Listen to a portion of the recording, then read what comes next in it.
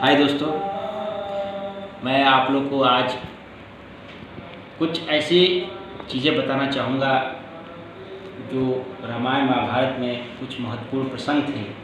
इस पे आज मैं आपको चर्चा करना चाहूँगा, जिससे हमको कुछ ज्ञान प्राप्त होता है, कुछ हमको नॉलेज प्राप्त होता है।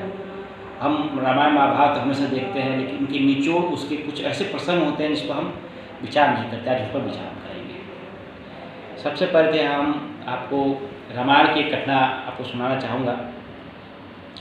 जब रामचंद्र जी ने लक्ष्मण जी को काल के बारे में, काल के विषय में कुछ बातें बताई थी, वो आज हम आपसे बताना चाहूँगा। एक बार एक पेड़ पे एक पक्षी बैठी हुई थी, चिड़िया बैठी हुई थी, और तभी उसके सामने एक काल की छाया प्रकट हुई और उस चिड़िया को देख के जोर जोर से हंसने लगा। चिड़िया बड़ी घबरा गई, छोटी चिड़िया थी, काल को देख के घबरा गई, रोने लगी। उसकी रुदन को जो है ऊपर से उड़ रहे एक गरुड़ महाराज जी ने सुन लिया, और गरुड़ महाराज उसके सामने प्रकट हुए, बोले, हे चिड़िया, तुम क्यों रुदन कर रही हो इतना? तो चिड़िया ने कहा कि देखिए, अभी थोड़ी देर पहले काल की छाया आई थी और काल मुझे देखा और रोने बहुत तेज हंसने लगा, और मुझे ऐसा लग रहा है कि जैसे मेरी मृत्यु हुई अब हो जाएगी, मैं बहुत डर गई हूँ, इसलिए मैं रो रही हूँ। तो गरुड़ महाराज ने कहा कि ऐसी बात नहीं चिड़िया, मैं तुमको अपने चोंच में बिठाकर ऐसी जगह तुमको छोड़ दूंगा जहाँ काल का पूरा ग्रुप भी आ जाएगा तो भी तुम्हारा कुछ बिगाड़ नहीं सकेगा। ठीक है।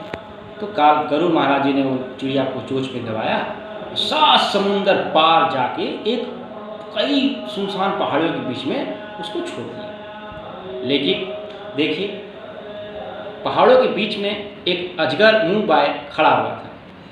तुरंत चिड़िया छूटी और सीधे अजगर के मुंह में जाकर घिर गई, और उस अजगर ने उस चिड़िया को कच्चा चबा दिया। गरुड़ महाराज बड़ा दुखी हुए, यह देख के बड़ा कष्ट हुआ। तभी काल की छाया उनके सामने भी प्रकट हुई। तो गरुड़ जी बोले, देखो, तुम्हारा काम तो हो गया, बेचारे की मृत्यु हो गई, अब मुझे ये बताओ कि तुम उस समय क्यों हंस रहे थे चिड़िया को देख के?